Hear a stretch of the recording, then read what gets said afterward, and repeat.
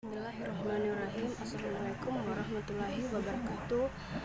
Nama saya Mesnawati. Saya salah satu mahasiswa di Institut Agama Islam Negeri Kendari, Prodi Pendidikan Islam Anak Usia Dini. Nah, di sini saya akan menjelaskan sedikit tentang materi tentang klasifikasi dan jenis-jenis permainan anak usia dini. Langsung saja.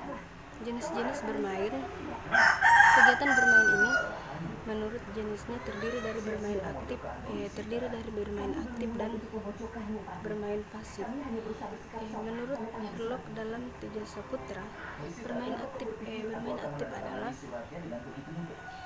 suatu kegiatan yang memberikan kesenangan dan kepuasan pada diri anak melalui aktivitas yang melibatkan banyak aktivitas tubuh. Nah, beberapa contoh kegiatan bermain. Yang pertama itu bermain bebas dan spontan. Bermain bebas dan spontan adalah permainan yang tanpa memiliki aturan. Kegiatannya bebas sesuai dengan spontanitas anak. Jadi yang kedua, bermain konstruktif. Bermain konstruktif adalah permainan membangun, membentuk, dan menyusun. Kegiatan bermain ini biasanya menggunakan alat permainan edukatif dan manipulatif. Yang ketiga, bermain khayal atau peran. Bermain peran adalah bermain imajinatif, berperan sebagai atau menjadi ketika bermain khayalan dan akan menggunakan benda-benda di sekitar sebagai simbol dari permainan yang diperankan. Jadi sebagai contoh, anak berpura-pura mengendarai kuda menggunakan gagang sapu. Ya, jadi yang keempat itu collecting. Collecting adalah kegiatan bermain mengumpulkan benda-benda yang unik dan menarik menurut anak. Yang kelima, eksplorasi. Bermain eksplorasi juga itu adalah kegiatan bermain mencari tahu dengan mencoba dan games. Dan sport, kegiatan permainan dan olahraga yang memiliki aturan yang harus dipatuhi. Jadi yang keenam itu musik. Kegiatan memainkan alat musik. Anak memainkan instrumen musik secara aktif. Sedangkan bermain pasif adalah suatu aktivitas yang dilakukan untuk memperoleh kesenangan dan tidak terlalu banyak melibatkan aktivitas fisik. Beberapa contoh kegiatannya itu, yang pertama membaca. Membaca adalah kegiatan menyenangkan, namun tidak semua anggota tubuh anak ikut bergerak aktif. Nah, dengan demikian membaca termasuk dalam kegiatan bermain pasif juga ya. Jadi yang kedua itu melihat komik. Melihat komik sama dengan membaca. Anak juga menikmati kegiatan membaca komik pada kegiatan ini. Anak tidak banyak beraktivitas, hanya mata dan pikiran saja yang beraktivitas. Yang ketiga, menonton film. Menonton film adalah kegiatan melihat gambar bergerak dan bersuara di televisi atau layar dengan proyektor. Kegiatan ini tidak banyak mengaktifkan gerak anggota tubuh lain selain mata. Nah, yang keempat itu mendengarkan radio. Mendengarkan radio adalah aktivitas telinga juga mendengarkan suara dari radio.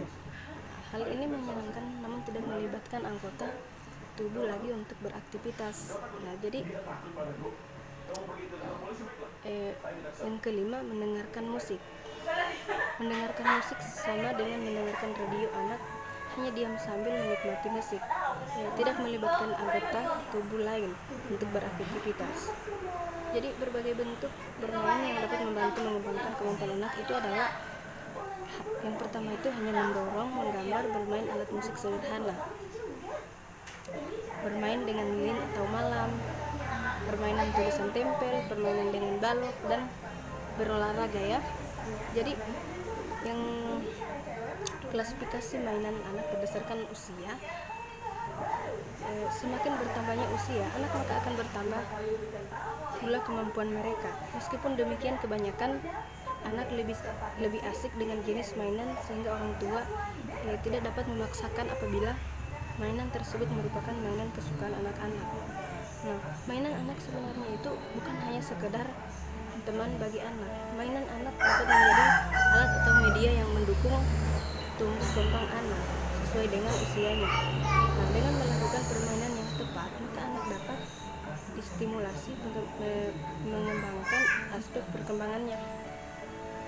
Nah, yaitu kognitif, motorik, emosional, bahasa, dan interaksi dengan teman sebanyak. Setiap anak tidak dapat dipaksakan untuk melakukan mainan yang belum tepat usianya. Nah, pada usia anak yang ada di bawah 6 bulan akan berbeda dengan mainan anak usia tahunan. Jadi hal ini dikarenakan daya dukung dan organ tubuh anak yang bergerak di